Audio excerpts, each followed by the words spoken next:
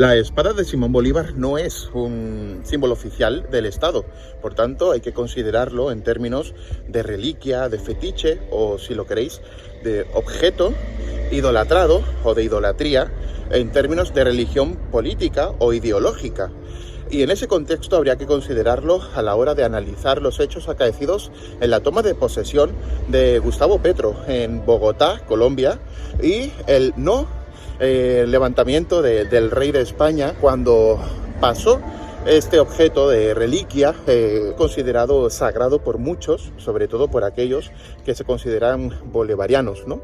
¿Por qué? Precisamente porque Simón Bolívar es un símbolo y un ídolo que sintetiza muchos sentimientos, muchas emociones que de alguna forma están afincados dentro del espectro de la izquierda, ¿no? Precisamente por luchar contra España, esa España opresora que se presupone que representa la Edad Media, representa pues el pasado, representa lo salvaje, etcétera. Y lo cierto es que esa lectura emocional es una lectura que no solamente no se ciña a los hechos, sino que es una interpretación y en última instancia pues está sustentada por opiniones, y esas opiniones, digamos que han sido vertidas en la opinión pública y sobre todo en las redes sociales por parte de muchos políticos y por parte de muchas personas que se pueden considerar intelectuales de primera línea. Podemos ver que muchas de ellas han opinado con violencia e incluso con una agresividad inusitada, haciendo mención a la guillotina, de nuevo, con respecto a la monarquía. Y es que finalmente estos hechos, el hecho de que el rey no se levantara cuando pasó la espada, sirve de casus belli, sirve de excusa para al final rentabilizar políticamente la realidad y poder interpretarla a favor de nuestra propia ideología para así intentar subordinar la realidad a nuestra conveniencia política, ideológica o incluso religiosa, ¿no?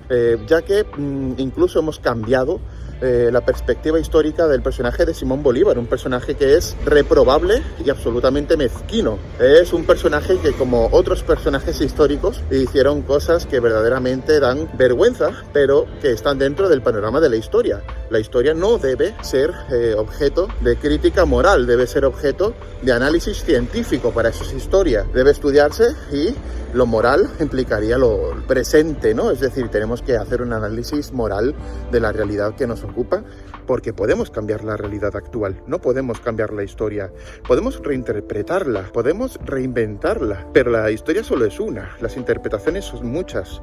Confundir conocimiento con interpretación es peligroso, porque al final incluso podemos confundir conocimiento con opinión, y la opinión al final no es otra cosa que un punto de vista subjetivo que carece pues de toda conexión con el conocimiento. Cuando una persona quiere establecer una interpretación, digamos, válida y fiable, debe ceñirse al conocimiento y a los hechos, no a las opiniones. Y podemos ver todo tipo de opiniones antimonárquicas, de opiniones incluso promonárquicas también, dentro del panorama nacional e internacional con respecto al hecho acaecido.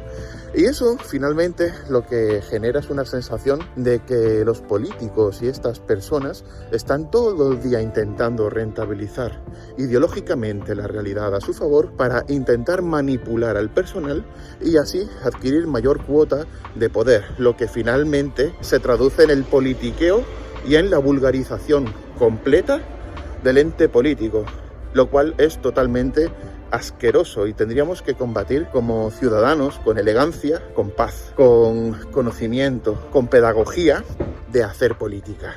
Con respecto a esto, no solo deberíamos hacer un pequeño inciso entre conocimiento, interpretación y finalmente opinión, que serían diferentes niveles de percepción de la realidad, ¿no? O de lectura de la realidad, sino también hacer, por otro lado, una distinción entre lo que es la política reactiva y la política proactiva. La política proactiva consiste en establecer lecturas políticas basadas en el conocimiento y no en las emociones.